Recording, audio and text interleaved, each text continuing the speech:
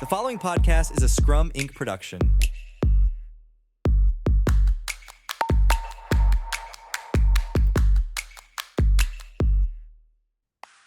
Hi, welcome back. I'm JJ Sutherland, the CEO of Scrum Inc., and this is the Agile CEO. This week, I'm actually really excited to talk with my father, Jeff Sutherland, the founder and chairman of Scrum Inc., who has been working a lot with artificial intelligence recently and in the past. Dad, one of the where I want to start out with this is you've been working with AI for a long time. It actually formed some of the bedrock of Scrum and Agile. And I was wondering if you could just sort of walk through how that happened.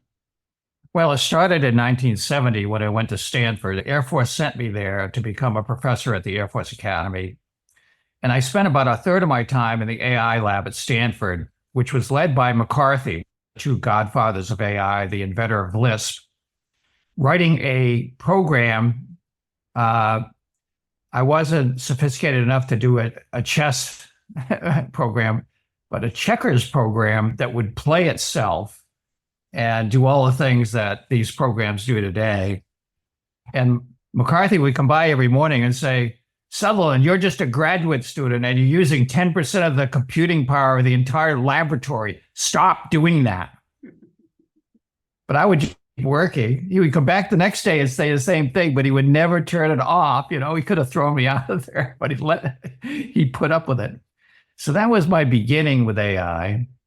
I then went on to the Air Force Academy for several years and came into, when I finished up there, I left the Air Force and joined the medical school in Denver. And that led to a career in supercomputer simulations of the human cell to figure out what caused cancer and how to treat it and how to prevent it.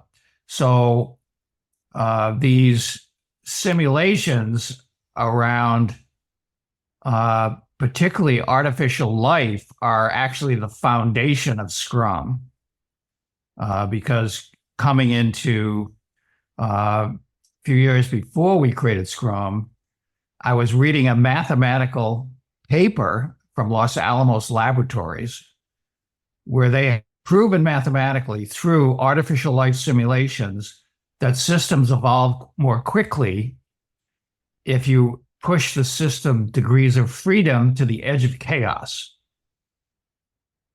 And that's the light bulb that went off that actually created Scrum.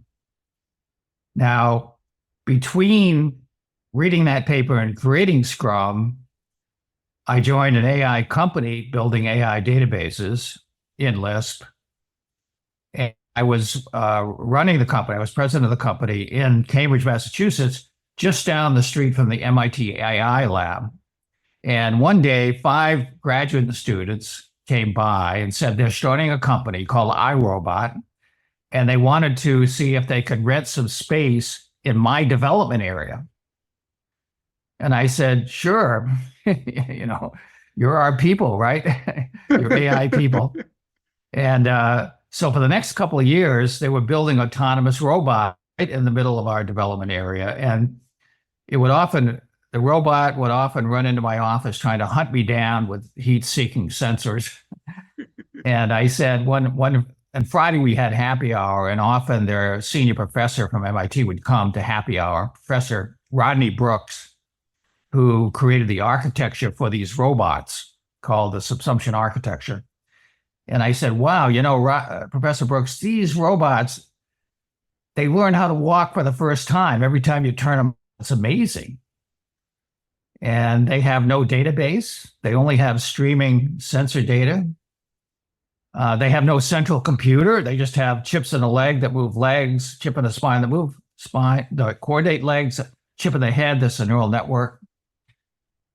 I said, I think if we gave some simple rules to a development team like we give to the robot, I bet we could boot up a super productive, super smart development team in a week. Do you think we could do that, Professor Brooks? And he said, I don't know, but I think you ought to try it.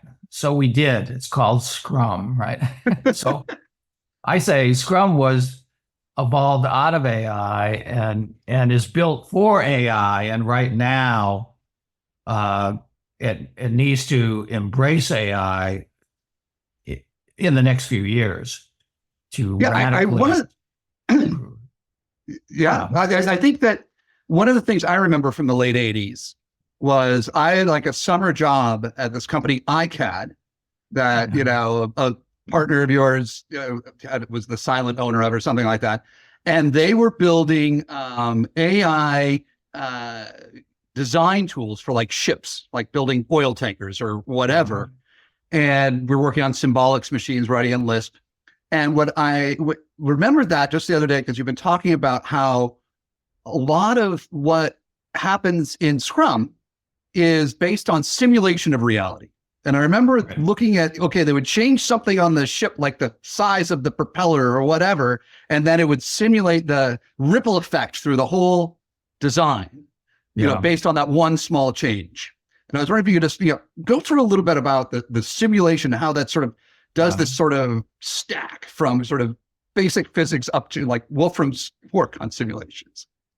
Well, ICAD was one of the first really serious AI companies, and you worked there, and I actually was meeting regularly with the leadership there all the time through the 80s and up until the iRobot people. But when I was doing the simulations in the medical school, I would created a mathematical model of the human cell based on what's called the multi-hit model of carcinogenesis, that certain things happen to systematically move the cell towards becoming a cancer cell. And what we showed is that you could actually back that up and reverse that through doing the right things. And by understanding that, my thesis advisor was a guy named John Baylor, an MD, PhD, was one of the most well-known people in the research community in cancer. He was the editor of the National Cancer Institute. And he's the one that gave me my PhD problem to solve. And when we solved it together, he was a co-author of every paper I ever wrote. The whole cancer community changed their view of cancer. They told me, about 10 years into this massive simulation exercise and publications, they had a major cancer conference, and the leaders of the conference asked for all the data and all the programs that Baylor and I had used for 10 years. They were going to replicate that whole process. And they said, you guys changed the whole idea of what cancer is, how it occurs, and what we should do to treat it and prevent it. And so the ability to simulate things on a computer gives you tremendous insight. I mean, you gave the example of ICAD. You change the propeller and the system automatically changes the whole ship to be aligned with this propeller. And then today, the way it works, and we see that also with Autodesk, the people that builds the skyscraper product that builds most of the skyscrapers in the world. Those are all built with AI simulations. Even the wind tunnel testing is simulated computer. And only when everything works do they actually build anything. Building is an afterthought. The creation occurs in the computer simulation. So these are not only really important for understanding systems, but in the latest thinking in physics, a guy named Wolfram, who's very famous for creating Mathematica, the best simulation product for physicists and scientists, was a theoretical physicist, professor at Caltech, and he started a physics project to simulate the universe. And well, ambitious. Let's just do the universe. Why not start there? Mind-boggling. Yeah, it's mind-boggling. And one of the two fundamental principles is that any physical thing that occurs in the universe, there's a computational analogy, okay?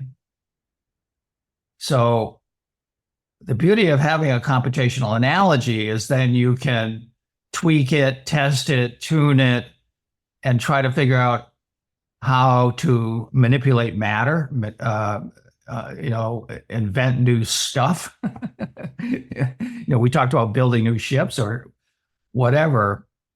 It's a tremendous, powerful tool, simulation, and systems like ICAD and Autodesk, their Revit product that builds the skyscrapers. That's the way stuff is built today. Most people don't understand that. The leading stuff today, even fighter aircraft, they are built in a computer. They are not only built, but they are simulated in the computer. The aircraft flies in the computer before they even create the first piece of hardware. And they only change or upgrade a piece of hardware if it's worth the computer first, right? So every leading edge hardware technology today is all driven by simulation. It gives you tremendous power for creation, innovation. It's not the future, it's the reality of what is going on behind the scenes today. So when Wolfram decided, okay, I'm going to simulate the universe, where did that go and how did that influence sort of your thinking with Scrum and Agile? Well, we were working on upgrading the Red Book, the Scrum, the Art of Doing Twice the Work in Half the Time. Yeah. And I started and AI was coming online at that time. So I started talking to ChatGPT about what's changed in Scrum in the last 10 years. And Chat said a lot. A lot has changed. That's why we wrote. Half the book is new. And then you started saying, okay, here's what you do to upgrade this chapter. You started producing draft. And so then I started asking the AI, well, let's go back to first principles. What is behind all this stuff in the Red Book?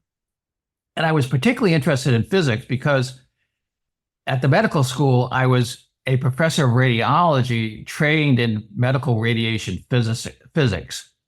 And that influenced a lot of my thinking when I went into industry and then ultimately created Scrum. So I wanted to go back to physics and say, okay, what is the relationship between the fundamental principles of physics and Agile? Well, it turns out that the other one of the two fundamental principles that Wolfram discovered by simulating the universe is that if you simulate, and he's simulating at the molecular level, okay? It is so complex what goes on that it requires infinite computing power to figure out anything, including when your project is going to be done, right? It's not possible to know without infinite computing power. That is the most fundamental principle in Wolfram's physics project. And so as I had that, then I said to executives like who will be listening here, Agile is like gravity. If you jump off a cliff, you are going to get hurt. And if you try to do traditional project management, you've already been hurt many times, and you're going to get hurt even more in the future as things go faster and faster. You have to adopt an Agile mindset and inspect and adapt way of working and thinking. And as I began to build out these papers to support the new Red Book, I started forming this book on first principles, which is now up to 46 chapters. Yeah. 2 years. A chapter. My goal was a chapter every sprint, and we do 1 week sprints. And that's a lot faster than I write, but I suppose that's because the AI. Well, because the AI is doing it.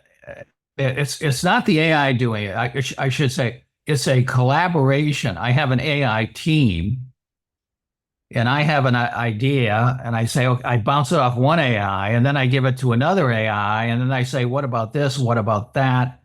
And we have a dialogue, typically a conversation, for several days before a chapter will emerge.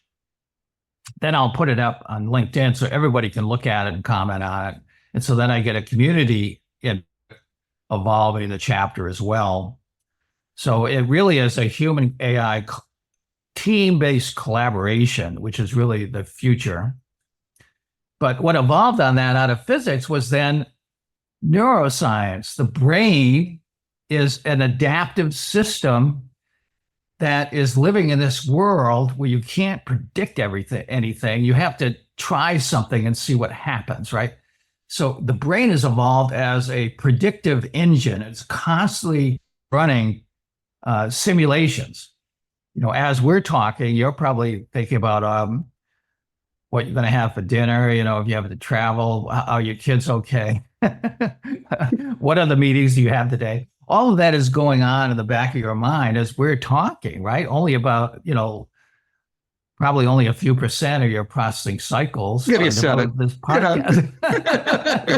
the rest is doing simulations. And the latest, not only theories, but mathematical principles driving robotics development is called Friston's free energy model of the brain. And what the robot has the same thing. They simulate reality, and then they go to pick up something, maybe put a bolt on a car. And if their hand doesn't move exactly right, they drop the bolt, right? So now the simulation has failed. They have to do a reset and recalculate everything and then try it again. So what Friston calls that is Bayesian surprise. People in Guatemala got all excited about that. It's the we were in Guatemala last week talking to a conference down there. Yeah, it's the cost of the reset. And this turns out to be really, really important in Scrum, because if you're doing a sprint and you get to the end of the sprint and you're not done, then you have a lot of explaining to do to management. You have customers that are unhappy. You've got a team that's depressed. And the reset from that Bayesian surprise eats up all your innovation, all your process improvement, and the team flatlines, right? Yeah, so it's sort of like the team at the beginning of the sprint has this simulation of this is what we think we can do. Right. Here's the plan that we're going to try to follow, but that's a hypothesis. It's a simulation of reality. And then if that simulation, just like the robot dropping a bolt, if that simulation doesn't hit reality, all of a sudden your brain is like, I don't know what to do, and I have to reset everything. And that's, just incredible amount of mental energy. Right. So what we found, years ago, working with a venture capital group that we both know well, OpenView Venture Partners, the investors did a massive data analysis of thousands of Scrum sprints to find out what makes a great team. And they said the only data point in a massive amount of data that showed the difference between a great team and an average team, great teams finished early and they accelerated faster than average teams. And we didn't know why until we found out about Bayesian surprise. Okay. So great teams finish early. They have no Bayesian surprise. In fact, the surprise is, wow, we're done. What are we going to do? Right. Yeah. And now they have large amounts of time to innovate and think creatively and improve their process. And so they just go from strength to strength and accelerate. So we now see not only does physics directly affect Agile, but physics directly forces the way the brain works. And that is even more directly part of what's going on the team and Scrum teams. And so, yeah, that's just really interesting because I was talking to this leader today in an organization. I don't know how many people she has, but it's part of this huge, 50,000 person organization. She probably has like 5,000, something like that, right? And she keeps on giving people more work and is surprised when nothing gets done. yeah. And I think it's just like, because I was just thinking, it has to be this Bayesian surprise. It's because every week she gets with her leadership team and says, okay, yeah, I know I gave you all that stuff last week, most of which I've forgotten about, but I'm going to give you new stuff this week. Yeah. And so they never get it done because there's this constant overload of the system. And Right. they have that Bayesian surprise. She's layering Bayesian surprise on Bayesian surprise and, making things worse and worse and worse, right? Yeah. So one thing about simulation, I was just reminded of this story. I remember this must have been 10 or 15 years ago. They finally had the technology to like sequence the DNA of all the cells as it became cancerous, sort of replicating. And I remember talking to you, we're like walking through a parking lot at a hotel or something. I said, were you surprised that it completely replicated what you had done 20 years, 30 years earlier? And you were like, no, the math worked. Of course I was. It's all math, right? People are always asking for the latest thing, well, that's an old paper. No, the paper that's that Einstein 1905 are the basics of reality today. They're not old. They are truth, the way things work. And that's another thing that people really need to recognize with these simulations. Once you really nail the math and show the real alignment of the simulation with reality, it's like a physical experiment. If you did a physical experiment in 1920 and proved something about electricity, that isn't any different today. Electricity still works. Last time I checked. And so you have to go back to the original basic research. And another thing in writing the book that I mentioned, the beauty of working with the AI is they rebook, right? So I can say, okay, for this thing we have in Scrum, I know it traces back to neuroscience and physics. Let's go back to the original papers that are really important. And we pop up with things like this German paper in the 1920s that showed clearly that people remember things that are not done. And the brain wants closure. And so one of the fundamental things about making things visible in Agile and Scrum is you want to make things visible that are not done, because then the team's brain will give you free energy driving to done. It is amazing, the point about research. We'll return to AI in just a second, but the point about research is this happens sometimes. People have read the Red Book and they're like, this happened. Like in Slack, one of our consultants said, hey, what's the, can you give us the data? Like, how do we know this is true? And I put it on the Red Book. It's like, because we cite everything back to those original papers. And I realized like people are really surprised. I'm like, don't you read the footnotes? Because the footnotes are like are in academic, but of Chicago manual style academic citations. And it's this amazing thing to me because in most books I read about process, about management, about thought, they tell a lot of stories, but they don't go back to the research. It's more opinion than research-based. My background is a professor of radiology in a medical school, and I was trained by the leading scientists in the world in cancer research.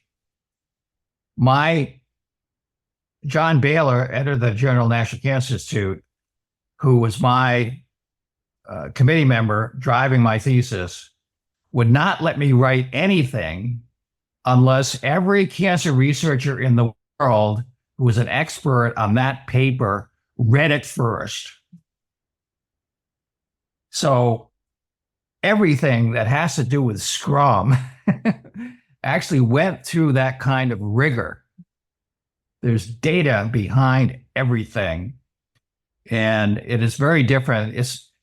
Scrum is not project management. It has nothing to do with project management. It has to do with research about reality and the computer simulations that drove the mathematics that allow you to predict or simulate, do better simulations of what's going to happen, right? Yeah, it's like with your training in academics, we were working on the book together. You taught me a lot about how to think much more like an academic. But my training comes from journalism, and that's the other thing people ask me about the book is like, Right. is that true? And I'm like, I spent 20 years reporting on things around the world. That is like, if I say it's true, or at least I have a lot of sources that say it's true. And it's just one of those things that's really interesting about our approach in the book is like everything's, double, triple sourced. But to get back, I mean, one of the things that you had me write about in the book that we talked a lot about was Garry Kasparov, the great Russian chess master. And this is, 2012, 2014. And this is back when, basically your phone could beat the best chess grandmaster ever. It could beat Kasparov, right? The computers are better at chess than any human could possibly be. And so most chess tournaments, like if you have any sort of, outside, support of any sort, it's, we can't do it because we have to limit the abilities. So it's just people, it's like we don't have robot swimmers swimming against humans because they would win. But so what he did, he says, I want to have an open tournament.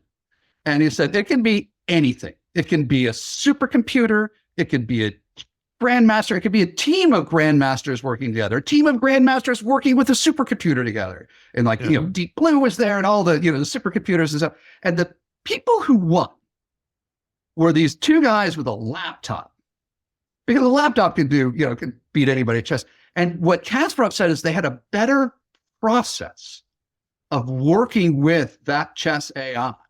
And he said, it's not just human alone or human or computer alone or human plus computer. It's human plus computer plus better process. Right. And you've been working a lot recently with ChatGPT. You've created a Scrum Master. And I was wondering if you could just talk about that, where it's the process of working with the AIs to create a Scrum team, essentially. Right. Well, we started with, I have a web team that does all my, now doesn't do Scrum Inc, but I have other companies, does all their websites. And so I've trained them in using AI as part of the Scrum. And I said, I want to do all like sprint planning. The AIs are much better at building product backlog, building sprint backlog, doing acceptance tests and estimation, right? They're 100 times faster at that. So I said, we should be using that to our advantage. So we created a GPT to help the team. And the first thing we find out is that Chat doesn't know how to do Scrum. I mean, it's heard about Scrum on the internet, but 8% of Scrum teams on the internet are late, over budget, with unhappy customers. So it doesn't really know how to estimate, how to predict. So then you had a pre-published version of the second edition of the Red Book, which you gave me. I put that into Chat, and immediately on the first try, Chat completely estimated a Scrum, did sprint planning, and did it 100 times faster than the team. And my team, actually, they did their own estimation. They did the AI estimation for multiple sprints, and the AI just kept on getting better and better and better until there's virtually no statistical difference between the AI and human estimation. And the AI estimation is 100 times faster. So I said, team, we're not going to do estimation anymore. And this last week, they asked me for a project plan. We're rolling out a new product for expense report generation. And I have a product, I'm kind of the customer for that team, and I have a product owner, and she says, well, we need a plan. And I said, you're going to take 2 weeks to create a plan. No, go to chat. I created a chat that has all the data for the expense report system. You go ask what the plan is, because in 2 seconds, I have a plan. And I did it myself, and I showed the plan to her. And I said, are you going to change anything in this plan? She said, no, that's a good one. I said, well, it's a lot better planning in 2 seconds than it is spending 2 weeks. And I was like, we've been doing 2-week sprints because they work for a consulting company that does 2-week sprints. And I said, we need to cut our sprints to 1 week like Scrum Inc. It's what your cycle is way too slow. Your mind is not agile enough.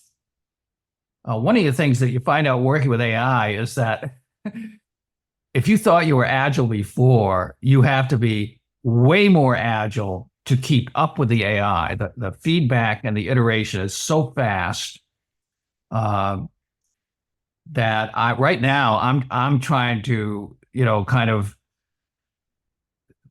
wrench this team into the future, which is like things cycle in a day, not 2 weeks.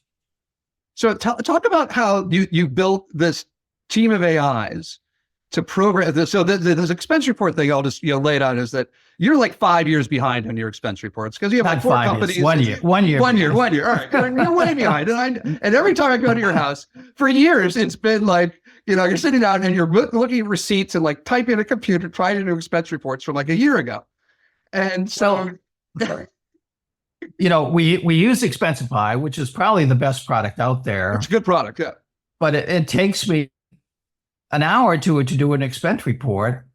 And I have 4 different companies, and they all have multiple expense reports every month. And so, every month I don't get done what needs to be done this month, and then I get behind further and further. And then so the lag window is now a year. So I said, my only hope is to actually get the AIs to do this for me. And I have a lot of experience in banking and finance. And I also have a lot of experience in building tools, particularly for Scrum. And I know how to build a tool where you don't have an app. Okay, I can't go to the web and Expensify and fill that stuff out and find the receipt. That does not work. I need to give the AI my bank statements, and it needs to do it all. There is no app. I just give the AI my bank statements. And if it has a question, it asks me. That's it. So how did you develop this? I mean, you were talking to me about how like one of your AIs is a programmer, another one's the Scrum Master, another one's the tester. Okay. So I know that the AIs are, I've done a lot of small programs with chat. And so I created a GPT specifically for Python programming. The AIs like Python. In my view, it has some problems, Python, but it's become the language, the lingua franca of the AI on the internet. Right? Or C++, yeah. It's become the C of AI processing. And so I said, okay, we'll do Python. And then I got, there's an AI for JetBrains, which is the IDE I use, which is very good at trying to figure out on your computer why things are not working.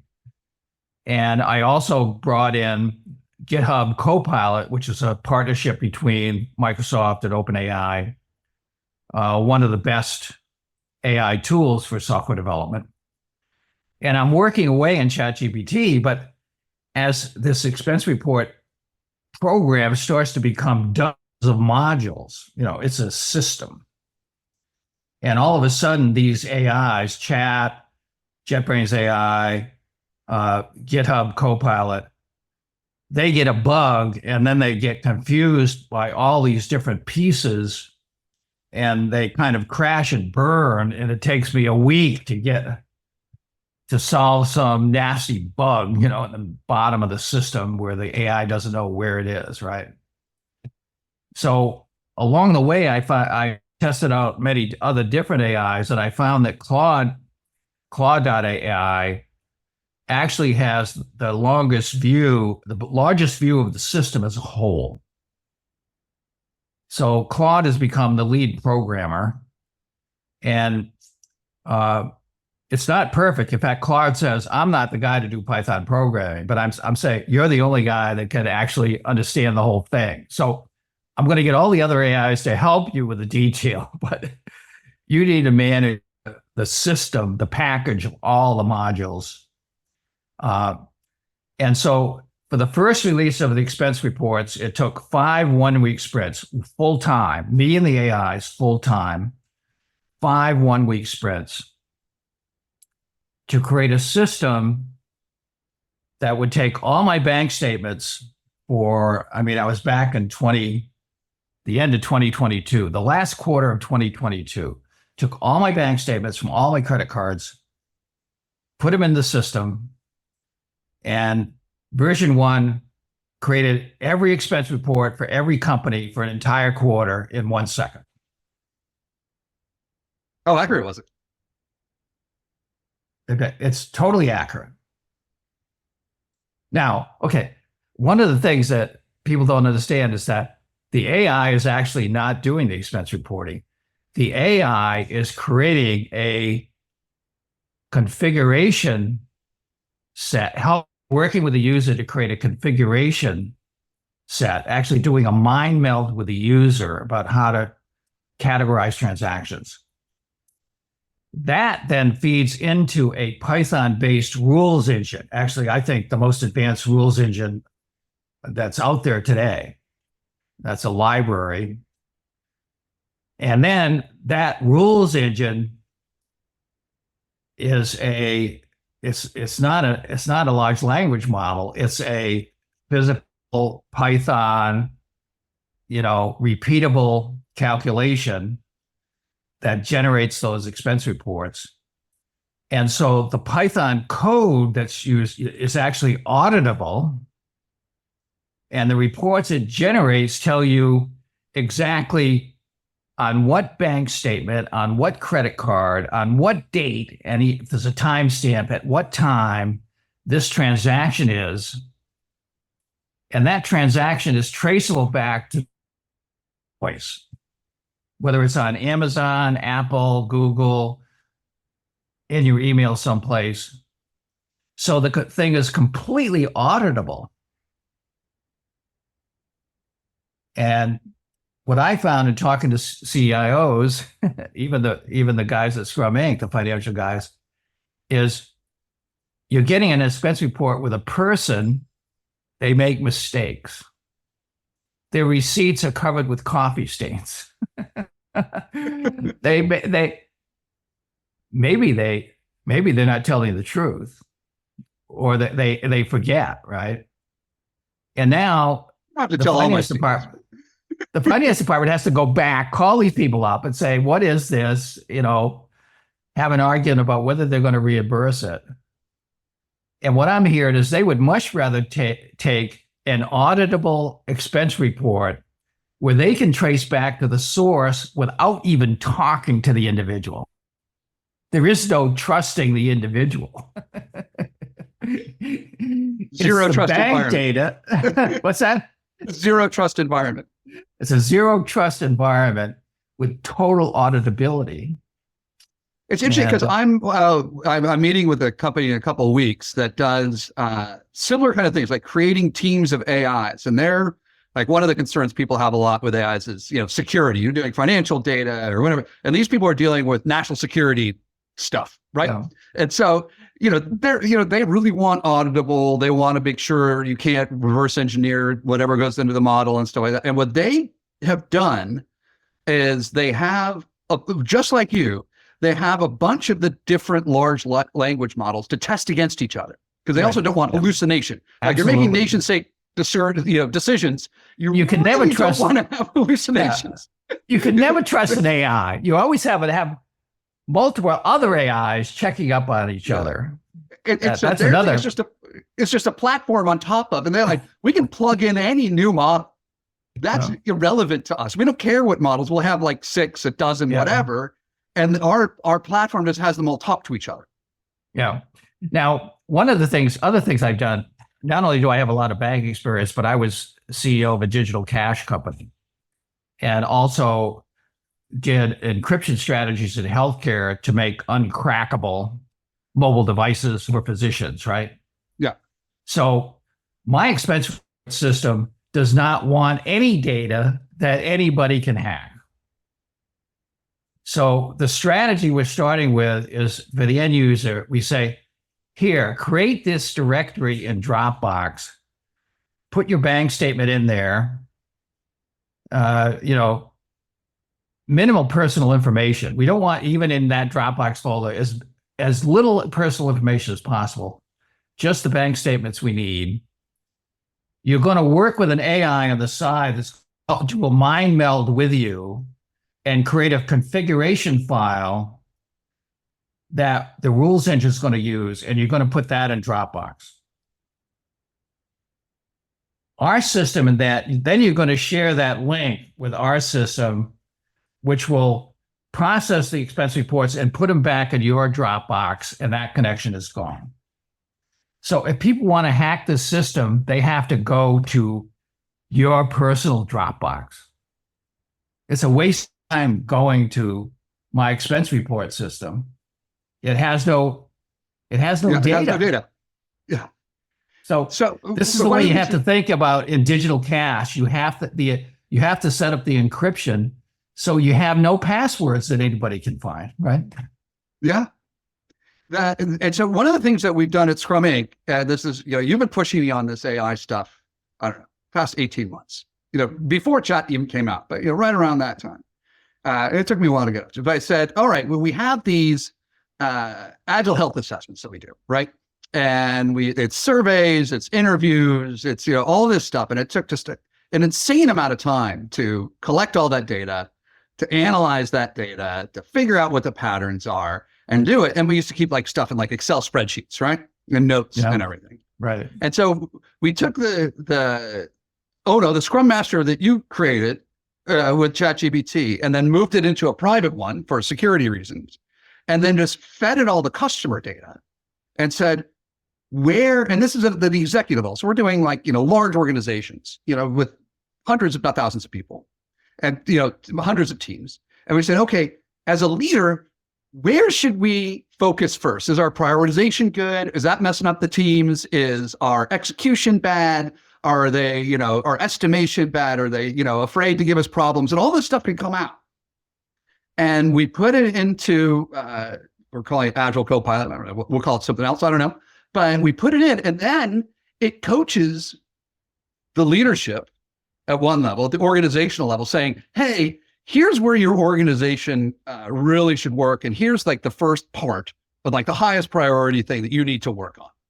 Right. Whether it's, visibility, transparency, or prioritization. It's always prioritization. But, where can they do it? And then they can talk to it and say, okay, we have all of this data from Scrum Inc. And we have all of the stuff like the red book and, your first principles book and the yellow book and all of the, not all of this stuff because we have to keep the customer data separated, but all the stuff we know about this customer in a secure environment.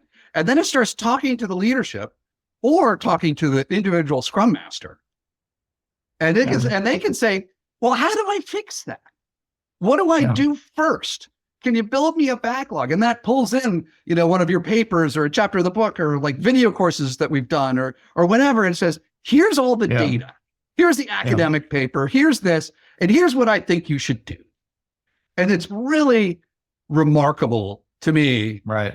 And so the team that's building this is like 2 people. And partially because of your pressure, I was like, come on, development team, you need to start using. So they create an AI to do pair programming with. Again, that human machine teaming that you're talking about. And it's really powerful. Yeah. I look like I created this Scrum Sage Zen edition, which you guys are using at Scrum Inc. too as a model. And in there is a Scrum Master I call Ono. It's a persona in the system. Named after Taiichi Ono, the founder of the Toyota production system. And actually, it's not Taiichi Ono. Ono is a common Japanese name, but okay. I named him Ono, and Ono has everything I've ever written for the last 30 years is in Ono's knowledge base. And so if somebody asks a question of me, I will often ask Ono as well, because I'll remember 3 things, but he'll remember 10. He remembers the stuff I forgot, right, that I said. Right. It's extremely helpful, extremely fast, and extremely comprehensive. The analysis that can go on if you're searching across a massive amount of data. So how do you think AI is transforming, sort of like, with Scrum Inc, we talk about, an organizational agility. How do you get your whole organization, and this is what you've steered us to do, like the whole organization, how do you make it at Scrum at scale? How do you make it able to be agile, change its mind, flow different work, move teams around, respond to change? How do you think AI is going to change that? I mean, it's changed it some already, but it's moving at such a rapid rate. Okay, so we found, just this expense report thing where I had a team of AIs, it took 5 weeks to create a system that would do all my expense reports for all my companies, right? And it was a painful process. I then wanted to upgrade it to scalable technology using, one example, the leading rules engine in the marketplace, so that I could do all kinds of, any policy that any company has. I want to be able to put the company policy document into the AI. It creates a configuration file. The rules engine then uses the company's configuration to run those expense reports, okay? That is a very sophisticated addition to the system to integrate that. And I thought it was going to take at least another 5 weeks. We were done in less than a week. And I personally was blown away because the AI team accelerated 500%, just like the first Scrum team did the month after we implemented the daily meeting. All of a sudden, in 4 days, they were done with a whole month's worth of work. And people said, what are we going to do?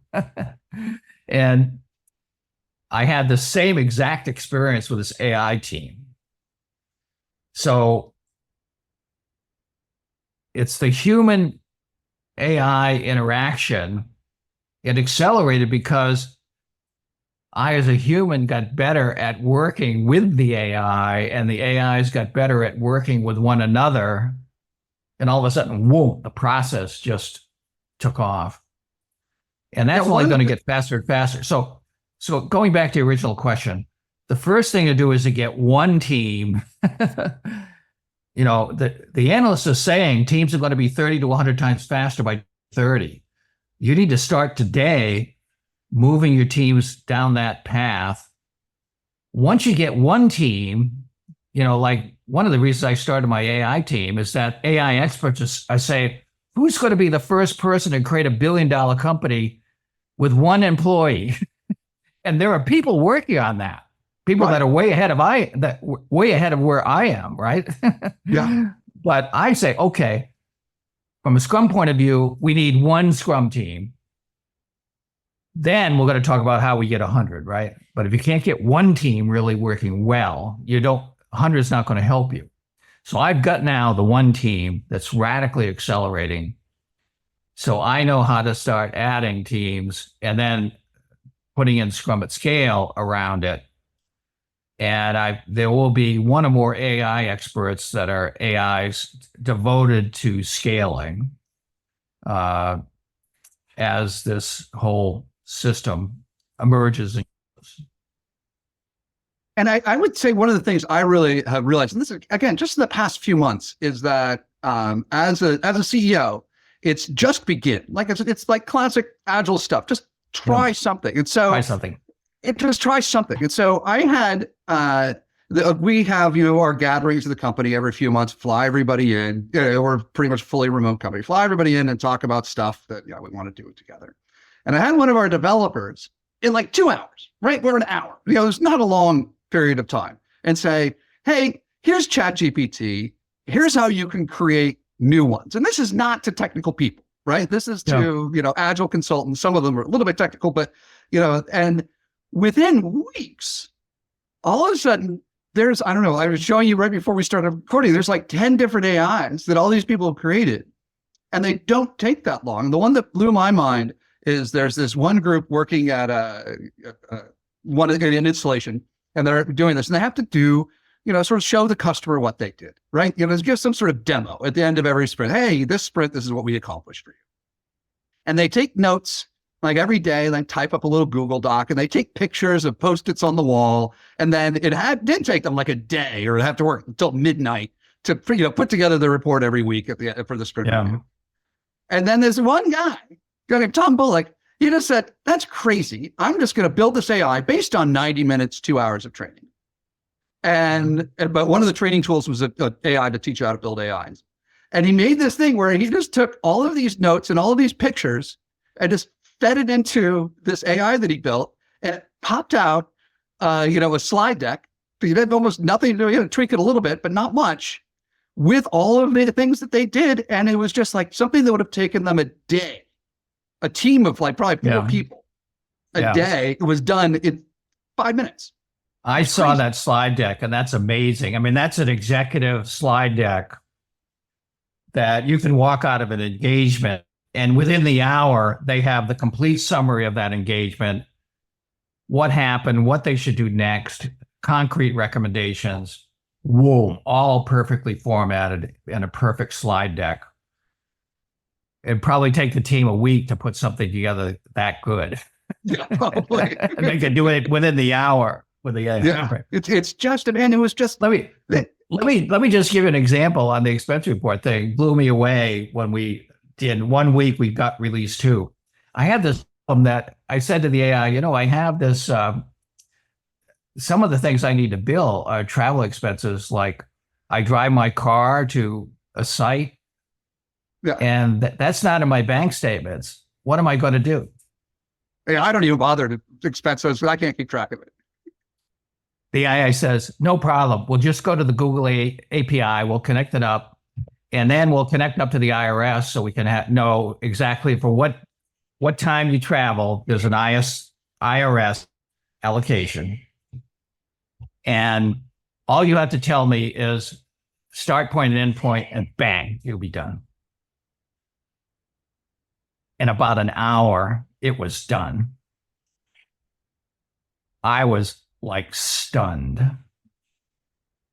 If I had to personally figure out how to use the Google Maps APIs, oh God, and then figure out how to connect, over the internet to the IRS site and do all programming, hey, forever, not worth it.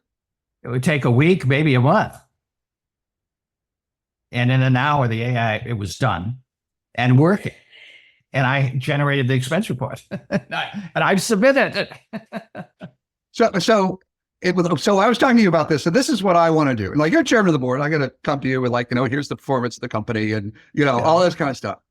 And one of the things I've noticed, and this happens with leaders all the time, like if you're a senior leader and you show up at a meeting, like at a team, like all your senior leadership team or whatever, you distort the whole group because what you're concerned about, they're all focused. I go like you're Jupiter, and all of a sudden you show up in the middle of the asteroid belt, and everything starts orbiting you. And so it's such a distraction. And one of the things the Scrum Inc was we want people doing value add work, not figuring out what I'm doing, right? Because my backlog, it's really hard to get it for a CEO.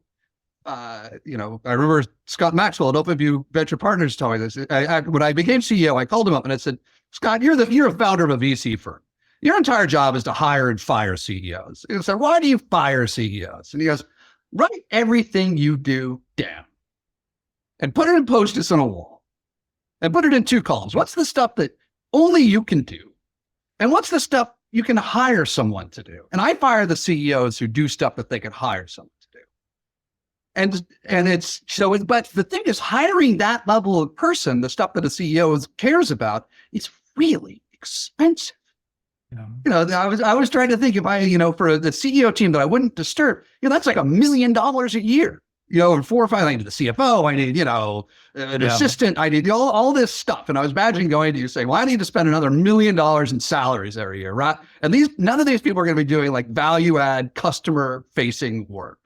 And I knew that you would say that's crazy, And so what I've decided, I haven't done this yet, but I'm thinking I'm going to try this. This is my commitment to you. Next board meeting, I'll show it to you. Yeah. I'm going to create my executive team. I'm going to put in the finances of the company. I'm going to have like a personal assistant. Hopefully, eventually, like pretty soon, the next one will be able to do agents and send emails and book travel and all that other kind of stuff. And, the strategy person, like what should we be doing next? All this kind of stuff. And I'm going to build a team of AI. So I think I'm going to talk to these guys I'm talking to in London in a couple of weeks who do this for national security and say, okay, I want a team of AIs that basically amplifies me and does all the stuff that they can do, allowing me as a leader to focus on the stuff that only I can do. Yeah. And I think that's the next step. And it's sort of this idea. There's a science fiction writer, but also he was one of the big early big data people. This guy named Daniel Keys-Moran. He's the guy who came up with the phrase, you can have data without information, but you can't have information without data. Since he was like one of the big people who built these huge databases to, analyze the data. And he has this book where he talks about, like, in a science fiction sense, where in the future, everyone has to have an AI that has this mind meld with them, because they're going to have to deal with all these other AIs, and humans can't do it. And he wrote that book 30 years ago, and I think we're brushing up against that. I mean, that is a really good point, because one of the things I found with my AI team is that they're much better talking to one another than me. If I ask them to do something, they'll do it. But if I get my AI Scrum Master to ask them, it's a much better prompt, much more comprehensive. And my Scrum Master can also code. So he'll advise our master coder, here's the things you need to be thinking about. And, here's some sample code that you really should use to fix that bug that you're having trouble with, right? And so that having an AI that can interact for you with other AIs, that's going to be really important. All right, Dad. This has been a great conversation as always. All right. Tune in next week to the Agile CEO. We'll continue the conversations with leaders across different industries and different thinkings about Agile and organizational agility. See you next time. The Agile CEO is brought to you by Scrum Inc. In today's fast-paced world, adaptability is key. Our expert consulting services tailor transformations that drive measurable success, creating resilient, high-performing organizations. Whether you're leading a team, managing an organization, or guiding enterprise-level change, we're here to support your journey. Transform with confidence and achieve the outcomes that matter. Learn more at scruminc.com.